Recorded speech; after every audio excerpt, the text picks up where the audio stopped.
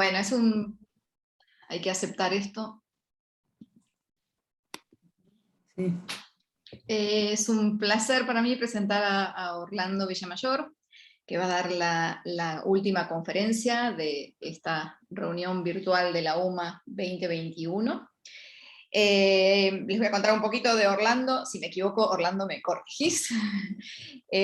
Orlando hizo su licenciatura en matemática en la UBA. 3 años después terminó el doctorado también en la UBA. Y empezó su carrera académica en la UBA también, y llegó hasta el cargo de profesor asociado. Más o menos 10 años después de doctorarse, consiguió una beca Humboldt para ir a Alemania, y no volvió. Después de Alemania empezó a recorrer algunas ciudades de España, consiguiendo cargos de profesor, y se radicó en España, alcanzando el grado máximo de catedrático de la Universidad Autónoma de Madrid. Realizó numerosas visitas y estadías largas en centros y universidades de prestigio. Por ejemplo, podemos nombrar Harvard, Northwestern University, en Colonia, en Alemania, la École Normale Supérieure de París, y, bueno, y otras tantas. Dirigió 5 tesis doctorales, ha dictado numerosos cursos y conferencias, varios, no sé, por nombrar, por ejemplo, en Oberwolfach, un lugar donde uno va si lo invitan, pero también muchas en Latinoamérica. Dictó muchos cursos y conferencias en reuniones de la UMA, en coloquios latinoamericanos de álgebra, en encuentros rioplatenses de álgebra y geometría. Esto muestra el interés de Orlando de mantenerse siempre en contacto con la matemática en Argentina, lo cual agradecemos. Fue uno de los organizadores principales de la reunión anual de la UMA, que se organizó en Buenos Aires en el 2017, que fue el primer encuentro conjunto de la UMA con la Real Sociedad Matemática Española. Es editor de la revista de la UMA desde 2018, cosa que agradecemos, porque es muy, muy bueno tenerlo como editor. Eso nos ayuda a mantener la calidad y la evolución de nuestra revista. Su área de investigación es la geometría algebraica y el álgebra conmutativa. Ha trabajado mucho en el problema de resolución de singularidades. Hay un famoso teorema de Hironaka que asegura la existencia de la resolución de singularidades. Pero Orlando dio un paso más en este problema y encontró una manera explícita, un algoritmo para resolver singularidades. Ha publicado numerosos artículos en revistas excelentes. Algunos de sus artículos tienen más de 100 citas, pero creo que la mejor forma de mostrar la relevancia de la matemática que ha hecho Orlando es contarles que en la década del 90, en los Mathematical Reviews, era tal el crecimiento exponencial de artículos y de libros que se publicaban, que la American Mathematical Society decidió publicar un libro. Creo que lo hacían cada 2 años, y es una cosa que ahora no se hace más, se hizo, no sé si 2 o 3 veces.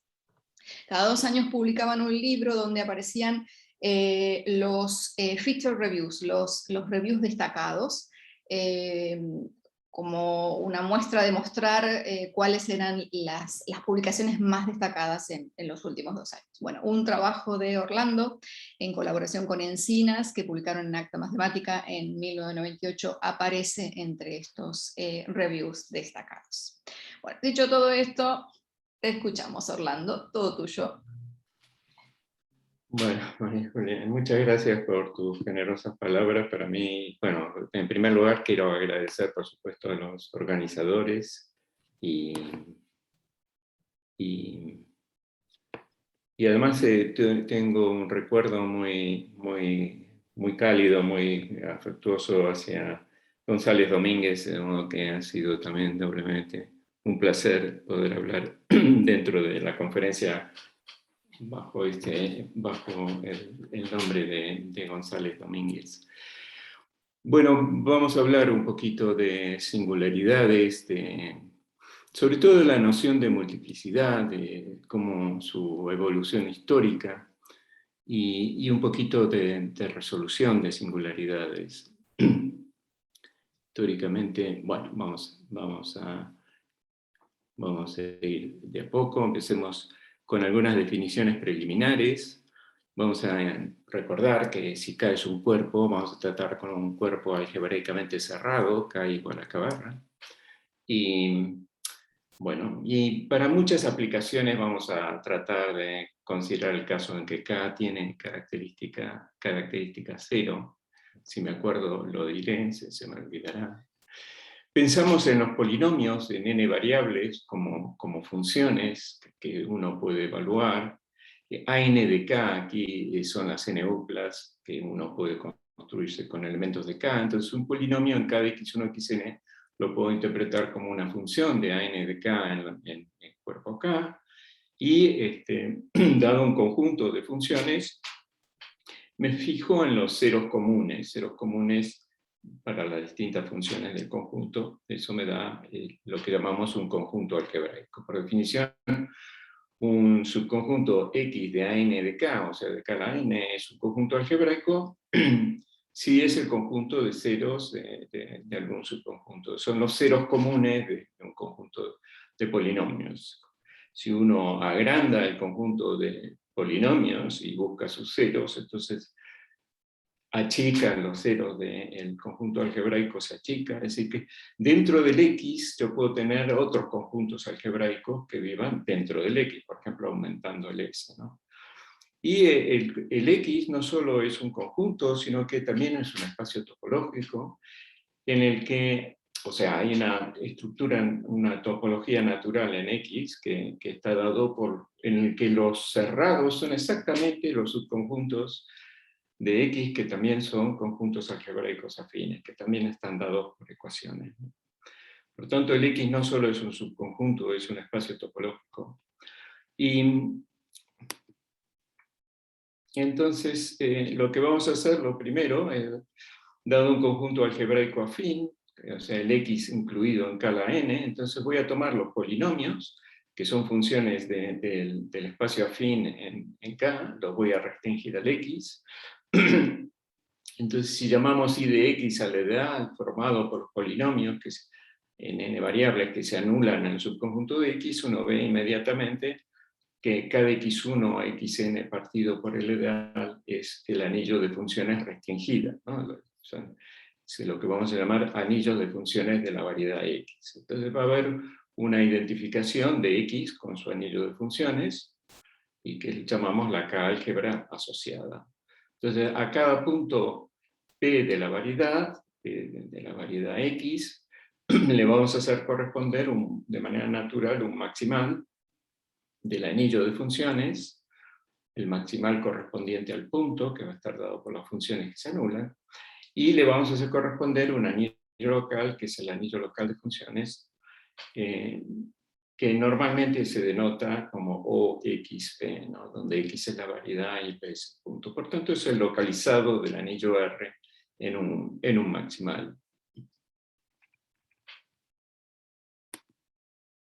Así, bueno, hay un vínculo muy fuerte entre la variedad afín X con su K-álgebra asociada R. Aquí hablamos de X, y el R al que hago mención aquí no es otro que el que definimos antes, ¿no? Tomando el ideal, este cociente, ¿no?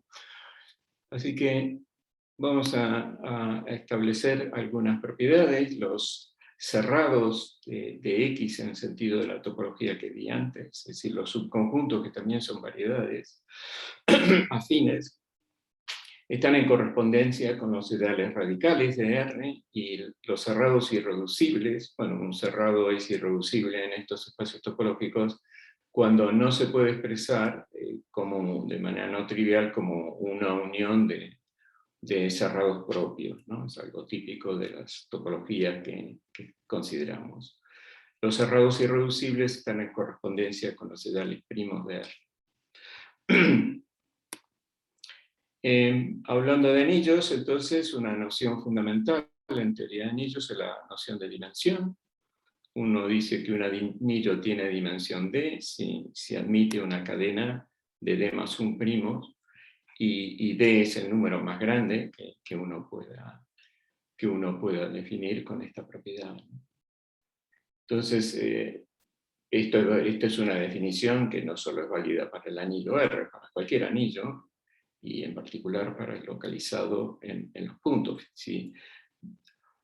Entonces, para cada punto, el anillo local del punto, lo que llamamos el OXP, que es el anillo local del punto, también es un anillo, por tanto se le asigna una dimensión. Y en cuanto a dimensión de anillos locales, recuerdo que hay un teorema, una caracterización de dimensión que dice que el maximal, si el anillo local tiene dimensión, si la dimensión en este sentido es D, entonces el número mínimo de generadores que uno necesita para generar al maximal es mayor o igual que D, o sea que la dimensión es la mínima cantidad de elementos que necesito para generar el maximal. Vamos a decir entonces que el punto es regular o que el anillo local es regular cuando se puede generar con exactamente D elementos, o sea, cuando la dimensión del maximal sobre el maximal al cuadrado coincide con la dimensión del anillo, ¿no? Por supuesto, una variedad va a ser regular o cuando su anillo sea regular, y decir que un anillo es regular, por definición, va a querer decir que toda vez que localice en un maximal, me quede un anillo local regular. Ejemplo de variedad regular, por supuesto, es el mismo espacio afín. El espacio afín a n de k tiene como anillo los polinomios, y los polinomios, por supuesto, forman un anillo regular, ¿no? Así, cualquier localización da regular. Vamos a ver unos ejemplos aquí. Esto es una variedad, los ceros dentro del plano, dados por este polinomio. Entonces, en este caso, el anillo es el anillo de polinomios dividido por la ecuación. Uno puede ver que este anillo tiene dimensión 1. Los polinomios tienen dimensión 2 en dos variables, lo divido por 1. Y bueno, me da un dominio incluso. Y uno ve que, por ejemplo, hay una diferencia, pero cualquiera sea el punto que yo escoja, puedo elegir este punto o este de aquí, siempre van a tener, el anillo tiene dimensión 1 y la localización en cualquier maximal tiene dimensión 1. Pero hay una diferencia entre este punto y estriba en el hecho de que aquí el maximal dividido por el maximal al cuadrado tiene dimensión 2, que supera a la dimensión del anillo local, que es 1, mientras que si me paro en un punto de por aquí y desarrollo, bueno, va a quedar que el maximal en estos puntos se pueden generar con un elemento, cosa que no pasa en este punto. Aquí no puedo generar el maximal con un único elemento porque la clase del X y la clase del Y no están vinculadas módulo M, el maximal al cuadrado. Cosa que sí ocurre aquí, o sea que geométricamente la regularidad equivale a que uno pueda trazar una recta tangente de ciertos puntos suaves, mientras que los puntos singulares son puntos en los que, con esa propiedad que no son regulares. O sea que no puedo generarlas si bien el anillo local del punto tiene dimensión 1, el maximal no se puede generar con un elemento, ¿no? Bueno, entonces vamos a redundar un poquito más en cuanto a la relación con el anillo de funciones.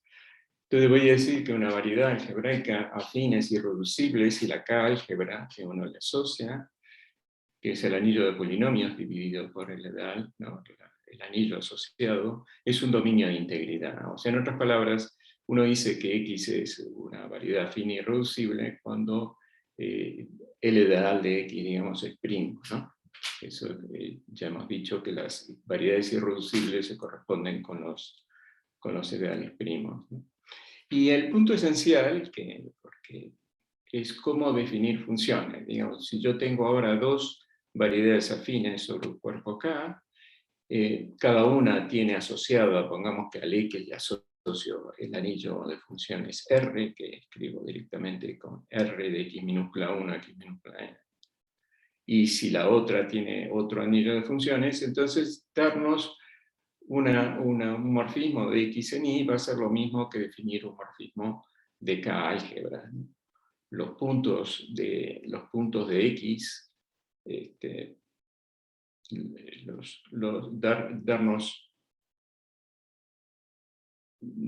darnos un punto en X es dar una función, un morfismo de K álgebra de aquí en K, y la composición con este morfismo nos da un punto en Y, y eso define una aplicación de puntos de X en puntos de Y, y recíprocamente, dado una función, un morfismo, lo vamos a interpretar como uno que proviene de un morfismo de K álgebras entre los anillos.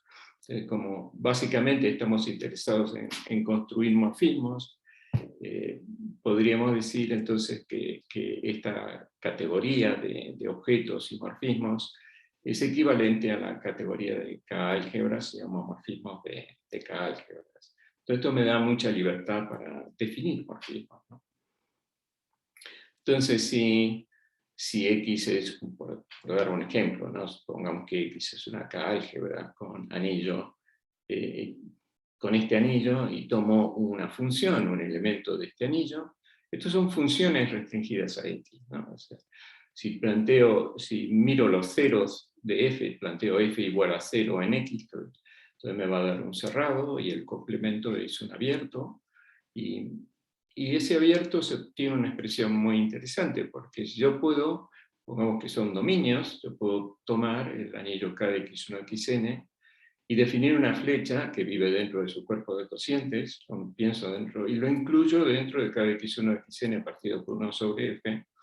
Entonces este es un morfismo entre K álgebras finitamente generadas. Aquí está generado por n elementos, n más 1 en este caso. Y en este caso concreto, el morfismo que me he construido es el de la inclusión de un abierto afín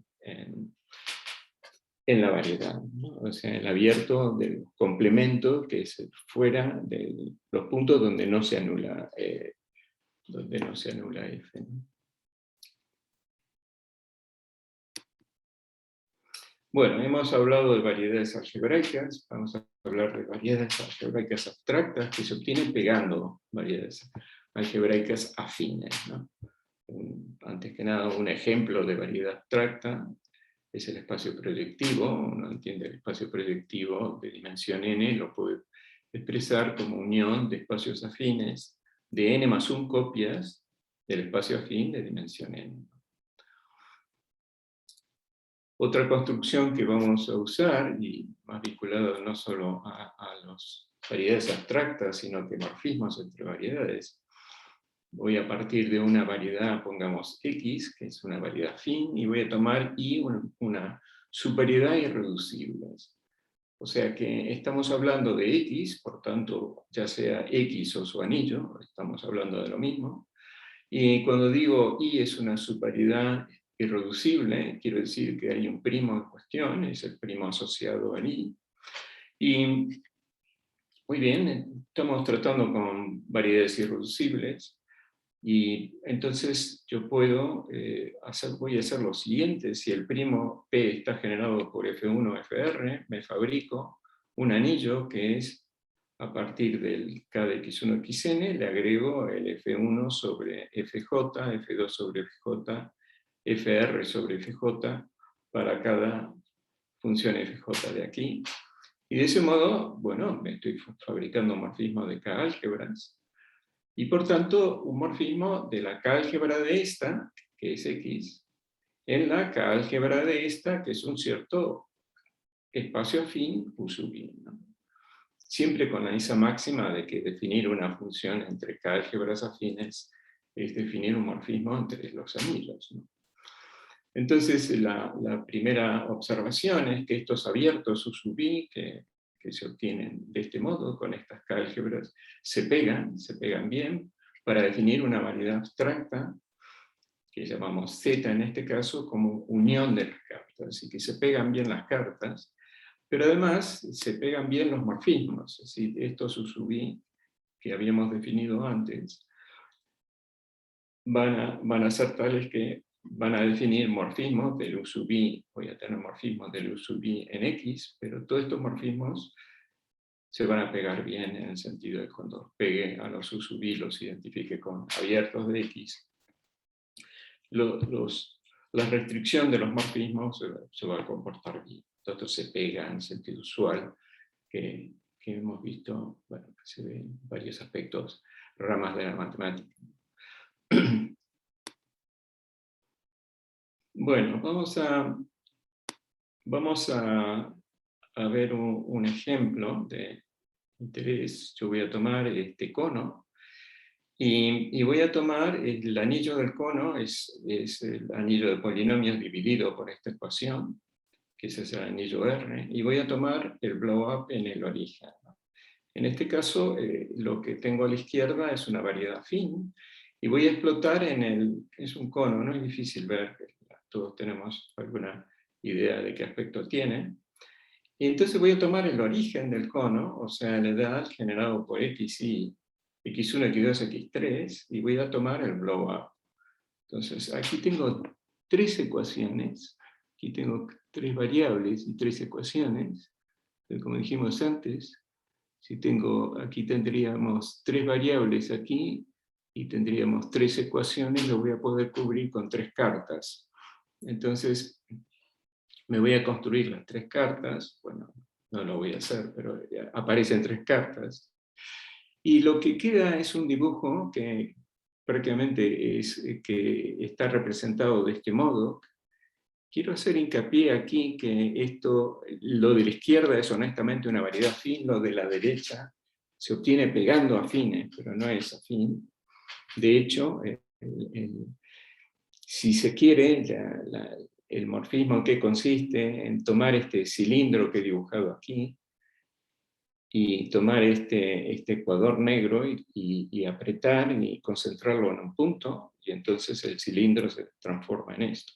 Ahora, cuando voy en sentido inverso, si la contraimagen de este punto es la franja negra, es un P1, es una recta proyectiva, y por tanto, insisto, el de la derecha no puede ser una variedad fina, es una variedad proyectiva, porque una variedad afín no contiene un P1. Hay ejemplos un poco más sutiles, en lugar de partir de este es una singularidad, dice uno que tiene multiplicidad 2, porque no tiene parte lineal, el desarrollo empieza con monomios de grado 2, y aquí una situación un poquito más delicada. Si miramos esta ecuación, este es un polinomio irreducible en tres variables, y aparecen, este monomio tiene grado 4, aquí hay uno de 3, 5 y 3. Es decir, los monomios más chicos que aparecen son de grado 3, es una singularidad, y decimos que tiene multiplicidad 3 en el origen, ¿no? Si uno tiene que hacer un poco de cuentas, esta es la representación, el origen es este punto, que es un punto singular, y no es difícil ver que es el único punto singular que tiene esta variedad, punto de multiplicidad 3. Entonces vamos a explotar en el origen, y si explotamos en el origen, vamos a encontrarnos, al igual que antes, vamos a encontrarnos con tres cartas, ¿no? Voy a tener que cubrirlo con tres cartas según divida por X, por Y y por Z.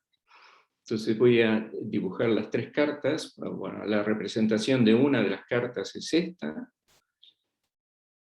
Esta es una carta afín. Después hay otra carta que es esta. Y después hay una tercera carta que no he representado aquí simplemente porque a veces nos alcanza, con estas dos cartas cubrimos todo. Entonces aquí se ve que es una variedad, las dos son afines, las dos cartas estas son afines, y se pegan para definir un morfismo en la primera. Aquí hay un punto, en el origen tiene un punto de multiplicidad, dijimos 3, aquí entre las dos cartas aparece aquí un punto de multiplicidad, si se fijan, 2, porque aparece aquí en el origen un punto de multiplicidad 2. Y después puntos de multiplicidad 1 y la otra carta puntos de multiplicidad 1. O sea que la multiplicidad máxima antes de explotar era 3 y después de explotar ha bajado a 2. Globalmente, si no hay puntos de multiplicidad 3, no hay más puntos de multiplicidad 3. Y de hecho lo que pasa es que si uno piensa en este punto que tiene multiplicidad 2, el que aparece en la primera carta, este punto tiene multiplicidad 2, pero si lo exploto, bueno, hay que creerme que si exploto en este punto, ya desaparece completamente los puntos de multiplicidad 2, se transforma en una variedad que hemos obtenido después de 2 explosiones y que no tiene singularidades. Y eso es lo que pretendemos, ¿no? Resolver las singularidades significa eso, ¿no? Pero bueno, entonces aquí hemos hablado de la multiplicidad, pero de multiplicidad de ecuaciones dadas por una única ecuación, ¿no? Es decir, multiplicidad en un punto de una ecuación, de una variedad, perdón, dado por una única ecuación, mirando el desarrollo de Taylor. En general, las variedades no van a estar dadas por una única ecuación. Uno puede tomar una curva en dimensión 3, por ejemplo, o una superficie en dimensión 5. Entonces no voy a tener la noción de, no voy a tener una única ecuación que me permita decir cuál es la multiplicidad, ¿no? Entonces, históricamente la multiplicidad está vinculada en general a lo que llamamos cubrimientos ramificados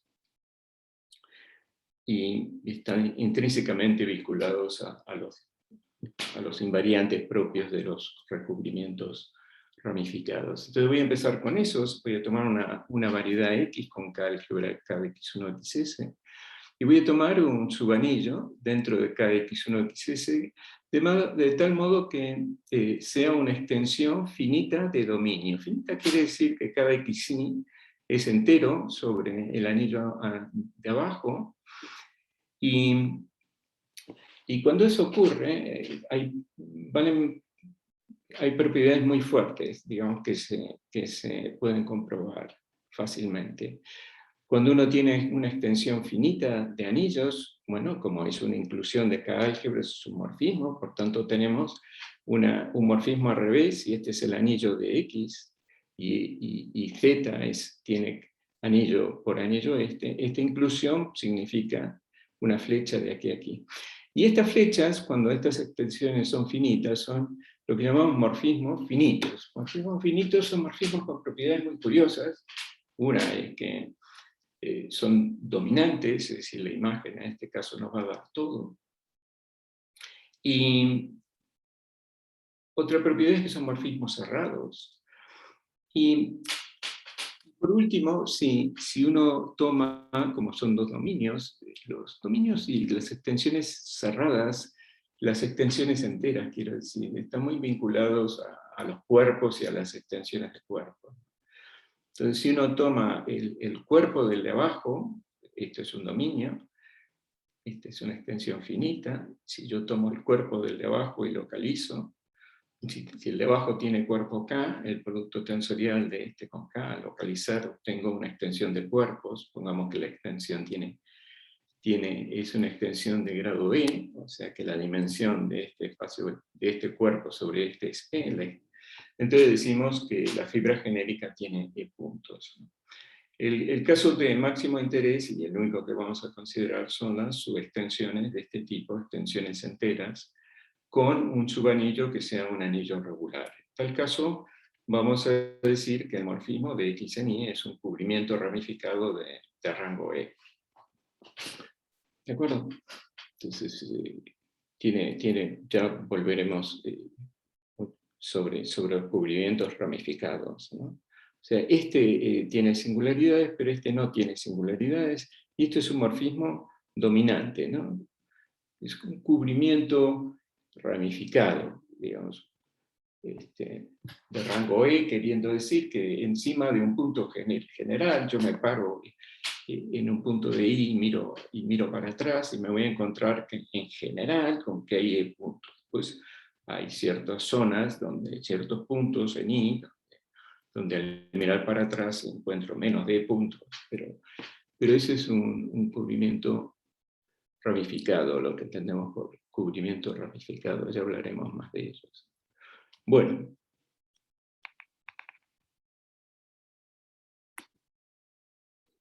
Entonces, ahora sí vamos a ver cómo definimos la noción de multiplicidad para una variedad cualquiera, o para una curva, por ejemplo, o en dimensión 3. Entonces, lo que vamos a hacer es, fijamos un punto de una variedad cualquiera, P, de la variedad X. Entonces, voy a tomar para todo abierto afín, aquí X' representa un abierto U de X que contenga el punto P. Para cada uno de estos abiertos afines, es decir, el X' no es cualquier cosa, es un abierto, de modo que le corresponde es abierto, pero es una variedad fin, ¿no? Es decir, le corresponde un anillo finitamente generado. Entonces, para cada abierto que yo elija, voy a buscar un anillo regular que esté metidito dentro, de tal modo que la extensión sea finita, y voy a mirar cuál es el rango de la extensión, ¿no? Entonces el rango es paso al cuerpo, me fijo cuál es la dimensión del cuerpo grande sobre el chico, y entonces voy a decir que bueno, tendrá un cierto rango E, ¿no? Entonces lo voy a indicar como un morfismo de X' en Y. Indico aquí el E1 para decir que hay... que genéricamente, al menos, hay E puntos encima de cada punto de I, ¿no? Entonces, es un cubrimiento de una variedad regular, ¿no? Hay muchos modos de hacerlo, ¿no? Por ejemplo, un modo de tomar, yo tomo cualquier entorno afín del punto y, no sé, puedo tomar, por ejemplo, el lema de Netter me dice que puedo encontrar un anillo de polinomios, de tal modo que la extensión sea finita. Pero vamos a tomar no polinomios, lo que nos dé la gana, siempre y cuando sean regulares, extensiones regulares. Por lo tanto, lo puedo pensar al X' como una extensión de tipo E1. ¿Y cómo defino la multiplicidad? Bueno, hay muchas formas de tomar entornos de este tipo, y hay muchas formas de construir inclusiones de rango E, y lo que voy a hacer es tomar la más pequeña. Entonces definimos la multiplicidad en el punto P como el menor E que resulta de la construcción anterior, variando los distintos entornos, los distintos anillos regulares que puedo encontrar dentro, de tal modo que esta extensión sea finita. Entonces voy a decir que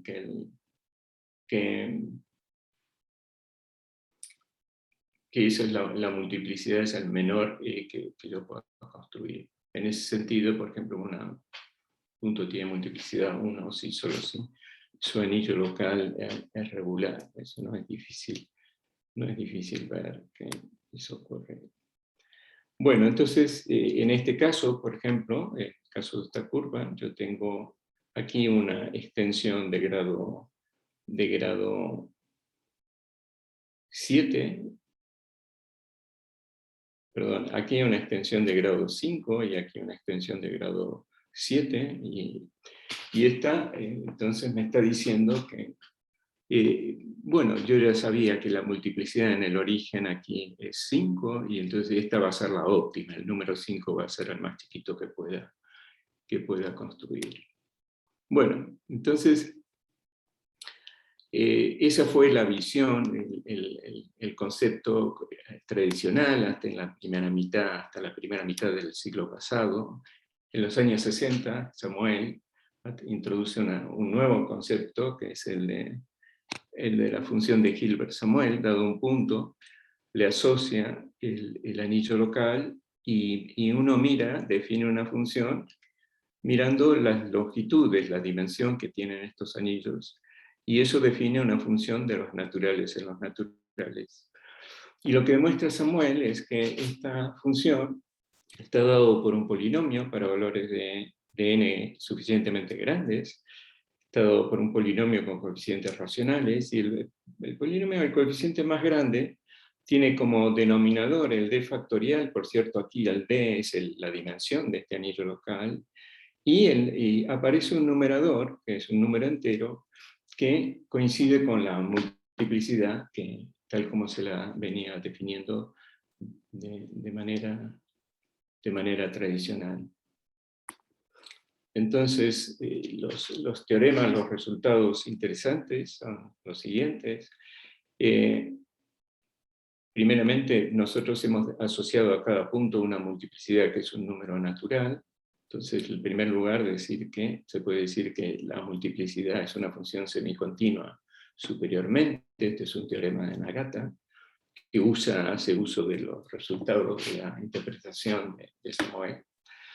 Y es semicontinua superiormente, queriendo decir que si yo me fijo en un número natural, el 3, los puntos de multiplicidad mayor o igual que 3 forman un cerrado. Los puntos de multiplicidad mayor o igual que 4 forman un cerrado, ¿no? Eso es semicontinuidad superior.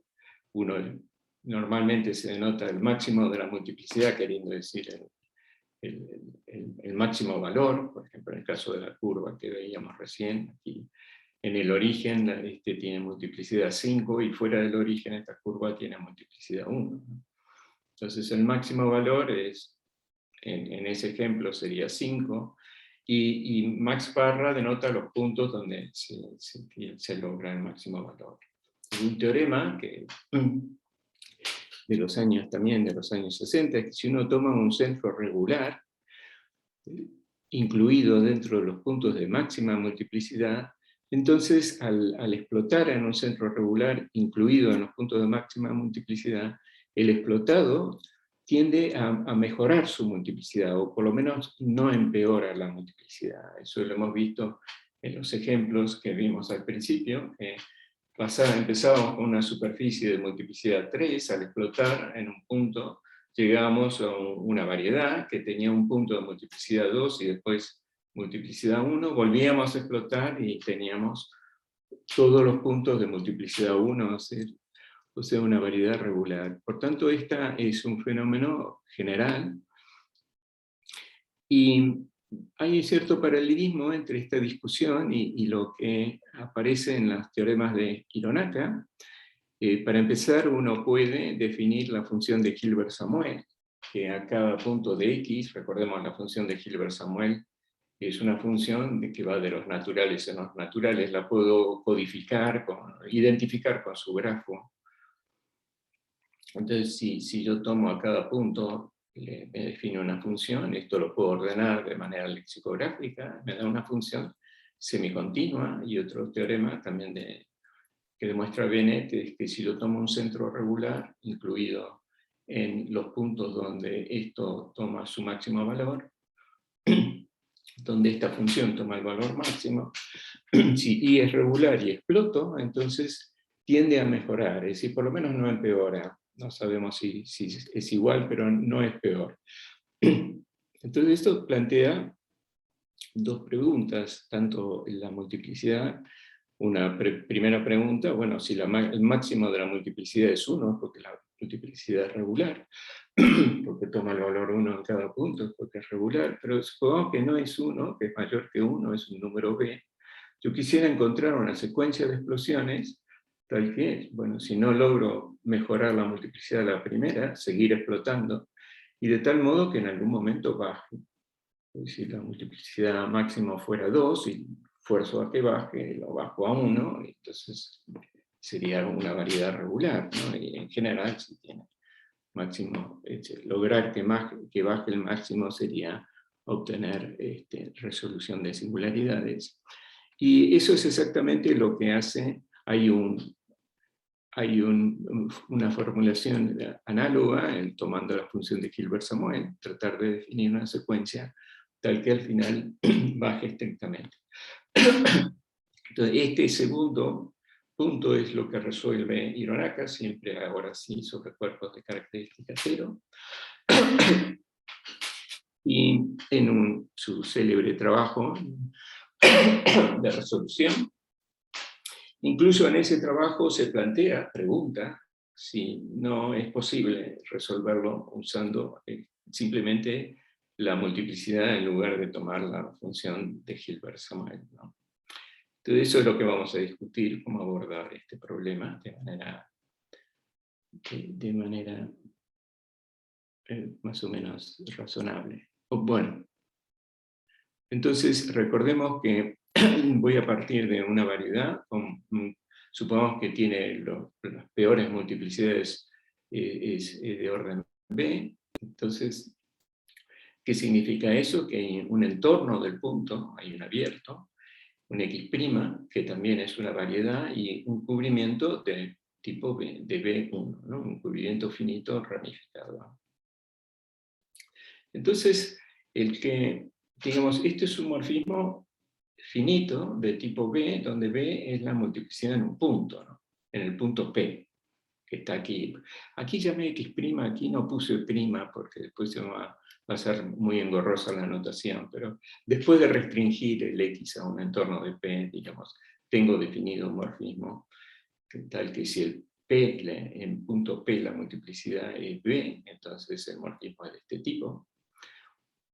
Entonces es claro que si yo soy un caminante y que camino en puntos de B y miro para arriba en general, me voy a encontrar con B puntos, ¿no? Entonces, si yo tomo un punto distinto de P, un punto Q en X, dado que este morfismo está definido en todo X, estaría definido localmente en Q, y dado que la multiplicidad es el más chico de los morfismos ramificados que puedo definir, está claro por la definición de que en el punto P la multiplicidad es B, pero en cualquier otro punto la multiplicidad va a ser menor o igual que B, ¿no? Entonces, lo que demuestran Zariski y Lippmann es que la imagen, recordemos, estos son morfismos finitos, son morfismos cerrados, la imagen de los puntos de multiplicidad máxima que forman un cerrado arriba, van a tener por abajo un cerrado, ¿no? Es de creerse, digamos, que si yo estoy parado en un punto cualquiera, al azar, al general, digamos, vaya a ver como B copias de V, ¿no? de B, ¿no? Es decir, que encima de cada punto voy a tener B puntos, ¿no? O sea, como B secciones, pensemos como B secciones en general, encima de cada punto tomo un entorno, veo B secciones. Es plausible, digamos, mejor dicho, es de creerse que en los puntos de multiplicidad B, esas distintas secciones se junten. En otras palabras, si estoy en la sombra de un punto de multiplicidad B, es razonable que al mirar para arriba esos B puntos se junten en uno. O sea, que esté dentro de una zona donde haya una identificación. La imagen de este cerrado es un cerrado abajo, y encima de estos puntos voy a tener un único punto en particular, tengo un homeomorfismo, ¿no? Eso es una idea muy intuitiva, pero Zariski formaliza esto de manera muy precisa, muy algebraica. Y la propiedad, otra propiedad que no es nada evidente, es que si yo tomo un centro, no solo son identificables estos cerrados, sino que si tomo un centro regular arriba, va a ser regular, una variedad irreducible va a ser regular arriba, aquí, si solo si su sombra abajo, su imagen, es regular abajo. Eso es un primer resultado también que obtuvimos en esta dirección, es que cuando uno toma un centro regular arriba y toma su sombra abajo, si yo tomo un centro I que está arriba y tomo su imagen abajo, entonces usando el teorema este, los dos son regulares, tiene sentido explotar arriba en un centro regular, exploto abajo la variedad regular en un centro regular, y lo que se demuestra es que este diagrama conmuta, es decir, uno puede definir un morfismo que haga el cuadrado conmutativo. Y en particular eso da una segunda demostración alternativa del teorema de Date, que dice que la multiplicidad no empeora. Porque aquí la peor multiplicidad era B, aquí la peor multiplicidad no puede superar a B, porque aquí tengo un morfismo finito que es de tipo B1.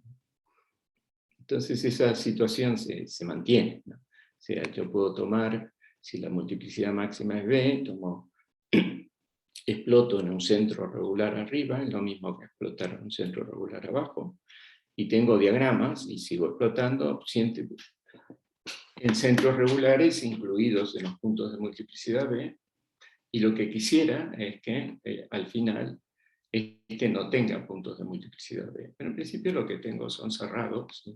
Identificaciones entre estos cerrados. Entonces para esto vamos a definir ciertos cerrados a partir de una manera curiosa. Es decir, voy a tomar una variedad regular, no hay singularidades, nada. Con anillo S tomo un F, una función, y un punto P, y voy a decir que el orden de F en P es mayor o igual que R si el F se anula con intensidad P en el punto, ¿no? Bueno, resulta que estos son, un conjunto definido así, son cerrados, cosa que no es evidente porque lo estoy dando por condiciones valorativas. Pero es fácil de comprobar porque es un medio ambiente regular, hay muchas derivadas, uno puede pensarlo como cerrado. Y para adelantarnos un poco y ver un ejemplo, por ejemplo, si tomara una extensión que fuera 2,1, típicamente podríamos tomar esto como ejemplo, tomo un anillo regular, un anillo B que es S de I partido por esto, y entonces en este caso, si yo tomo el discriminante de la variedad, que es A2 menos 4A1, esto es un polinomio homogéneo de grado 2, y si a la 2 le doy peso 2 y a la 1 le doy peso 1. O sea que el n, y resulta que la sombra de los puntos de multiplicidad máxima, que es un cerrado abajo, se describe con este tipo de ecuación, ¿no? Estos son ejemplos. Si tomo esta ecuación, la sombra de los puntos de multiplicidad máxima están dados por los puntos donde este tiene orden mayor o igual que 2, que es el origen, ¿no? Pero bueno, en el caso de extensión de grado 3 me aparecen dos ecuaciones. Esta es homogénea de grado 2, dándole a la 2 peso 2 y a la 1 peso 1, y esta es homogénea de grado 3, dándole a 3 peso 3, a la 1 peso 1 y a la 2 peso 2. Y describo, esto es algo que demuestro, que se puede describir entonces por este tipo de ecuaciones que van apareciendo. Entonces, estas nociones de cerrados vienen acompañados, o que son muy sencillas, vienen acompañados de una noción de transformado del cerrado. Yo voy a tomar un centro regular I. Estamos en variedades regulares, no queremos resolver singularidades, ¿no? Pero tomo una superioridad I metida dentro de esto. Supongamos que I es esta línea roja. Entonces, cuando yo exploto, reemplazo el I por este plano regular, y como la función está aquí y tiene orden mayor o igual que R, porque se anula, obviamente la composición de la función con este morfismo que es el levantado, se va a anular en H, pero como se anula con intensidad mayor o igual que R, se anula R veces, y por tanto puedo definir un transformado, un F1, que aquí me equivoqué, es F supra 1, puse el F sub 1 de aquí. Y por tanto también puedo definir un nuevo cerrado arriba, en el explotado, en este espacio explotado, que también es regular, el V1. El B1 es regular, y esto define un nuevo cerrado. Y este es ahora sí el teorema que lo que nos dice. Yo me paro supongo que B es la multiplicidad máxima, y llamo que X, que B minúscula es la multiplicidad máxima, y llamo B.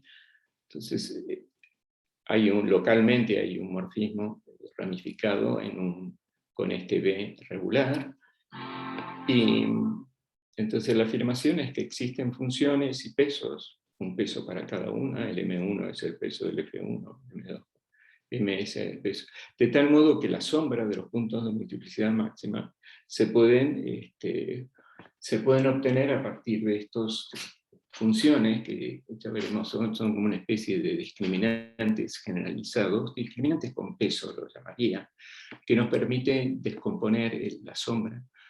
Y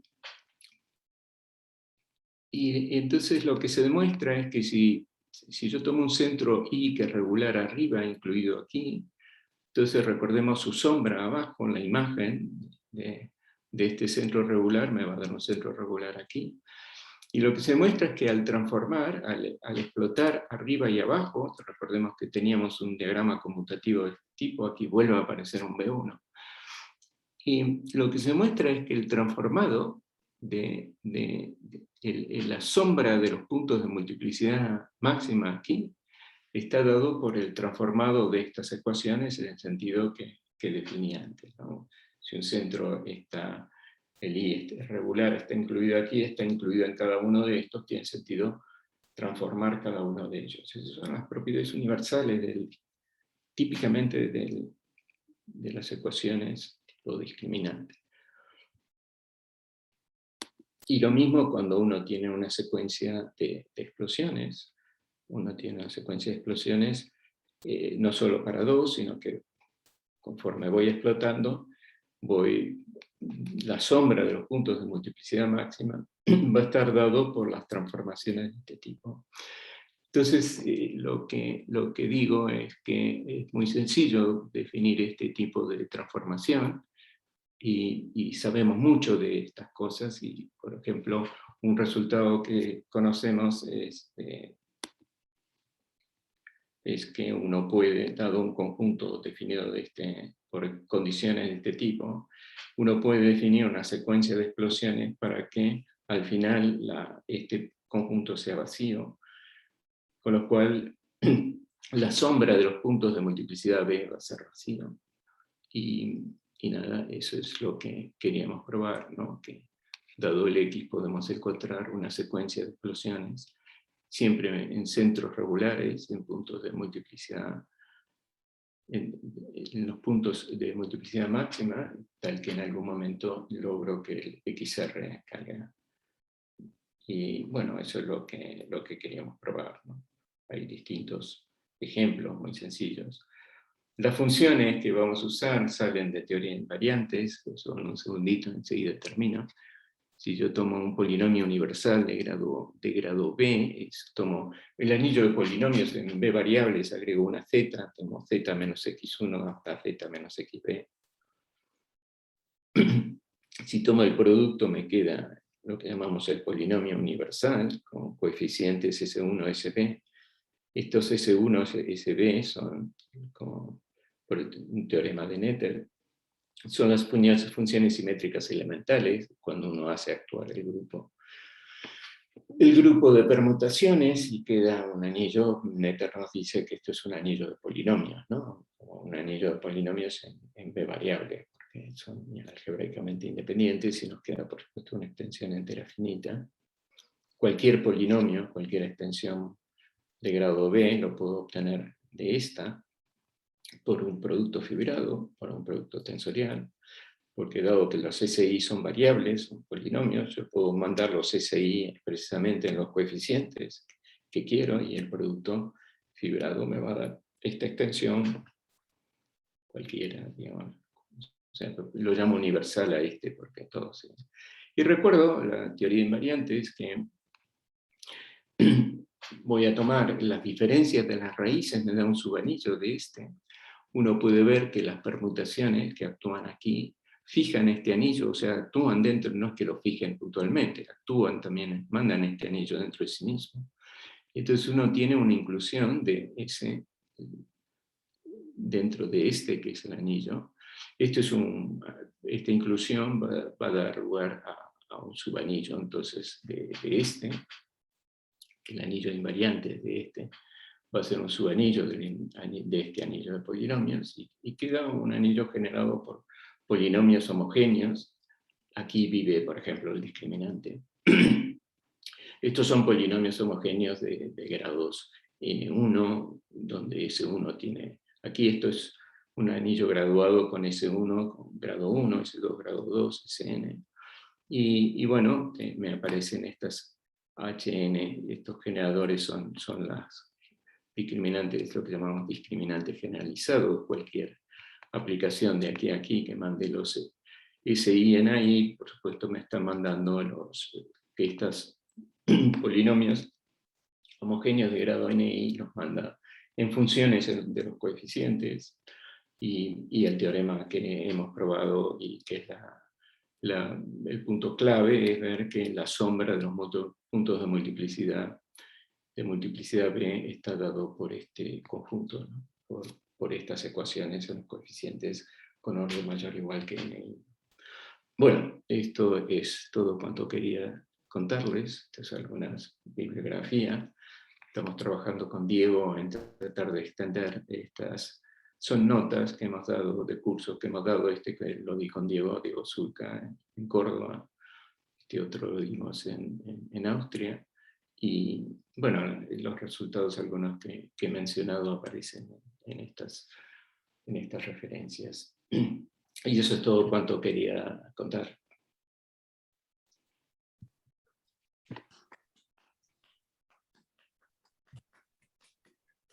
Muchísimas gracias, Orlando. Muy linda tu charla, muy linda. Gracias. ¿Alguna pregunta?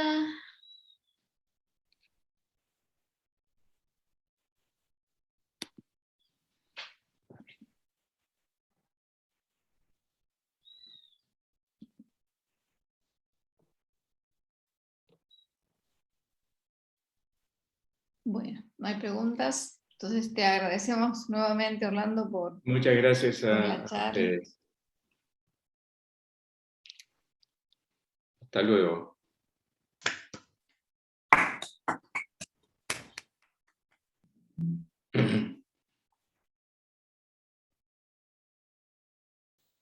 Bueno, y ahora no nos vamos, ¿no? No, Pablo, no nos vamos. No nos vamos. Les vamos a quitar unos minutos más. Simplemente quisiéramos decir algunas palabras de cierre de la UMA.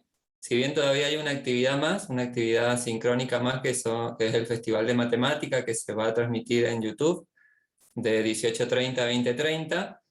Bueno, queríamos aprovechar que era la última conferencia plenaria sincrónica para hacer un cierre breve, digamos, del Congreso.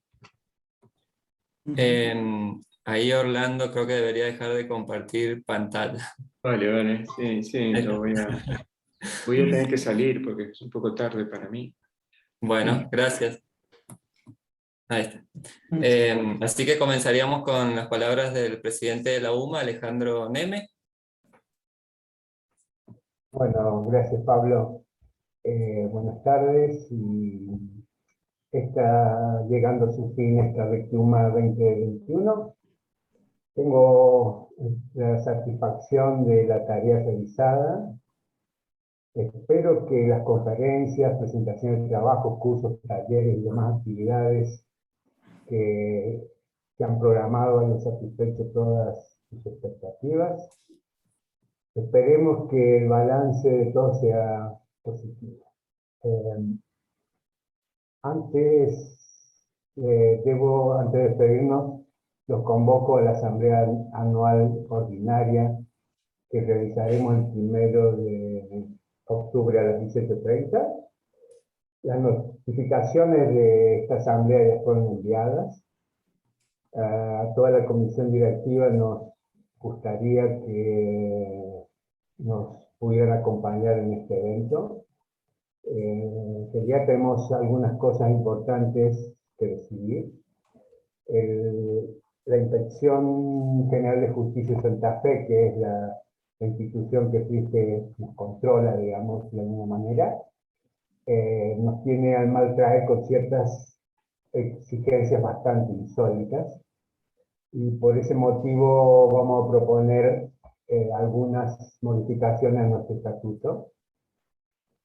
También, digamos, junto con las notificaciones al llamado asamblea, recibirán una forma para dar conformidad a la realización de la asamblea en forma virtual. La verdad que espero que sepan entender y llenen dicho formulario. Digamos, se los agradecemos de antemano. No queremos agregar burocracia a la que ya tenemos de por sí, pero son exigencias. Bueno, finalmente, digamos, quiero agradecer a los conferencistas, a los expositores, a los que dictaron cursos, talleres, en general a los participantes de las diversas actividades por haber colaborado con el evento. Y mi reconocimiento y agradecimiento a la comisión organizadora por la tarea realizada. Y espero que hayan disfrutado del evento y muchas gracias por participar. Muchas gracias, Alejandro. Ahora va a hablar Analía Silva, secretaria de la UMA. Bueno, buenas tardes. Yo quería contarles, este año, cuando empezamos a cursar en la Secretaría las invitaciones, fue bastante difícil, se notó bastante que la comunidad estaba muy desgastada por el tema de la pandemia, que muchos no pudieron participar realmente, cosa que entendemos completamente porque nos pasa a todos y a todas. Así que quería agradecer muy especialmente a todas las personas que aceptaron participar en la UMA, en los comités, dando conferencias, cursos, talleres, a la Comisión de Género y de Visibilidad que organizaron, que no solo trabajaron todo el año en varias actividades, sino que organizaron los eventos. La verdad que fue muy difícil este año porque todos ya tenemos un cansancio extra, así que estamos muy agradecidos con todos los que aceptaron colaborar con esta Virtuma, y especialmente una de las cosas más difíciles fue conseguir el comité organizador, además de por las circunstancias, sino porque veo muchos de los chicos y chicas que organizaron el año pasado que dejaron una vara muy alta del evento, y también había mucho miedo de defraudar. Así que quiero agradecer muy especialmente al comité organizador, que nos salvó la vida, la verdad, poniéndose todo este trabajo a cuesta. Es mucho trabajo organizar la UMA, así que sin ellos no hubiera sido posible. Y especialmente quiero mencionar el trabajo de Pablo, que fue el primero que se animó, que formó el equipo, y que logró llevar esto a buen puerto, según mi criterio. Así que bueno, gracias a todos los que participaron en una medida. Y un pequeño anuncio respecto a la asamblea. Hoy mandamos un mail desde la Secretaría, y algunos no pudieron abrir el archivo, o algunas. Vamos a tratar de reenviarlo mañana. Hoy no podemos reenviar un mail masivo porque son demasiados socios y la cuenta de la Secretaría no aguanta tantos mails, pero mañana vamos a mandar el mismo archivo adjunto en diferentes formatos para que no haya problemas. En algún horario de mañana los van a recibir. Así que bueno, simplemente no tengo nada más para decir. Muchas gracias, espero verlos en la asamblea y espero que hayan disfrutado. Bueno, muchas gracias, Analía. A continuación, Pablo Ferrari, miembro del comité científico. Estás con el micrófono apagado, Pablo. Gracias. Realiza la reunión de la UMA, y a pesar de las diferentes dificultades afrontadas esta vez, y sobre todo para quien hace ciencia en la Argentina estos últimos años, volvimos a ver la tremenda dedicación del comité organizador, impresionantes conferencias invitadas, el entusiasmo de los jóvenes investigadores y estudiantes, las charlas de las sesiones temáticas, las iniciativas por la enseñanza de la matemática y para la divulgación entre no especialistas. Este hermoso encuentro demuestra que hay vida matemática en la Argentina y que aquí seguimos formando matemáticos. Estoy muy orgulloso de haber participado en este comité. Gracias. Y a continuación, Patricia Galdiano, en representación del comité de REM. Bueno, ¿se escucha? Sí. Sí, se escucha. Buenas tardes a todos y todas. Bueno, yo estoy acá con mis compañeros de barco, Marcel, Gabriel y Mabel. Los cuatro son una máquina de trabajo, ellos están ahí siempre haciendo cosas y hay cualquier Lo primero que quiero destacar, necesitamos algo, ya lo solucionaron, laburaron muchísimo para este congreso y vienen trabajando desde el año pasado, porque los 4 desde el año pasado estuvieron, con Gabriel estuvimos en la comisión, y Mabel y Marcel dieron cursos el año pasado, y todo lo que necesitábamos siempre estaban.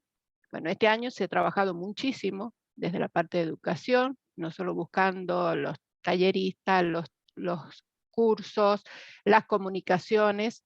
Se ha hecho un trabajo muy grande en analizar los trabajos presentados, porque a diferencia, quiero destacar esto, que en la parte de educación se presentan los trabajos, digamos un resumen extendido de 3 páginas, y se creó un grupo de pares que trabajaron inmediatamente, se ofrecieron a los que se les consultó, y se hizo un grupo bastante grande de pares que analizaron todos los trabajos fueron evaluados, algunos fueron observados, se les pidieron que hicieran algunas correcciones, y otros no fueron aceptados porque no cumplían las normas que se les pedían. Bueno, respecto a esos trabajos, ha salido el libro de resumen, de los resúmenes de los ASTRAP, y prontamente va a salir un libro de comunicaciones especiales donde van a estar incluidos los trabajos completos, porque ha sido un trabajo que han presentado completo y han sido evaluados, y van a ser incluidos dentro de ese libro también los videos que tuvieron que presentar de las comunicaciones. Y como les digo, todo totalmente supervisado, no he hecho grandes trabajos, realmente la gente en educación, yo los admiro cómo trabajan, porque yo entré en la parte de educación y estoy entre educación y científico, siempre estoy ahí, pero trabajan muchísimo. Y mis 3 compañeros, yo no tengo palabras para agradecerles lo que hacen por educación y lo que hacen por todo lo que les pedimos. No sé si alguno de ellos, Marcel o Gabriel, no sé si Mabel, porque Mabel estamos acá, estamos allá, Mabel estaba en Colombia dando otras charlas, y que así están. Salimos de distintos talleres, no sé si Mabel, o no sé quién está, Marcel, lo veo por acá, o Gabriel, si alguno quiere decir alguna cosita, porque creo que han trabajado muchísimo, ¿no? Sí, simplemente gracias, nada más, gracias. Bueno, les agradecemos realmente, y este poquito de agua que empezó a entrar, como les digo, la gotita el año pasado, porque en la Virtuma del año pasado no se pensaba hacer mucho de educación, y se empezó a hacer un poquito, y creo que hemos hecho un montón. Y esto recién empieza. Bueno, muchas gracias a todos, y adelante con la educación matemática. Bueno, gracias Patricia.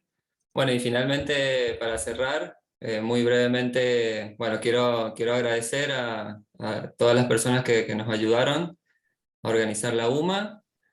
Hablo en representación del comité organizador. Quiero agradecer enormemente al resto de los miembros del comité organizador. Tenemos a Dalía y Ariel conectados. Darío y Ángel no pudieron estar, porque la verdad que brindaron una cantidad inmensa de tiempo de forma completamente desinteresada, así que mi agradecimiento hacia ellos también. Y bueno, un breve resumen de la semana. Tuvimos alrededor de 70 actividades sincrónicas, 140, 150 comunicaciones grabadas, tanto de la parte de enseñanza como de la parte de reunión de comunicaciones científicas. Y la participación fue en general bastante satisfactoria, así que el foro por su lado va a estar activo unos días más, porque por ahí por la semana que ha sido bastante intensa, no se han podido ver algunas comunicaciones, así que bueno, pueden ingresar. Y bueno, pronto estaremos enviando información sobre los certificados, sobre los videos que se van a subir al canal de la UMA, los videos de las actividades grabadas, de aquellos que dieron su consentimiento para hacerlo. Así que bueno, finalmente pienso que si bien la UMA fue virtual, nos dio un espacio para compartir, para acercarnos, Y la verdad también agradezco al personal de la UMA que siempre nos dio su asistencia. Así que bueno, muchas gracias por participar y espero que el año que viene podamos vernos personalmente.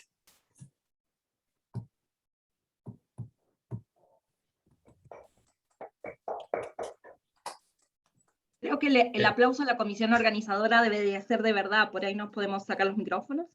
Sí.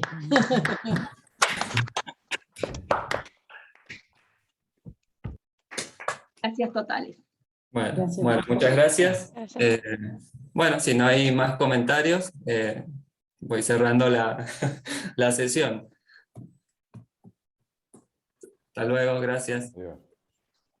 Gracias, Dalía, gracias, Ariel.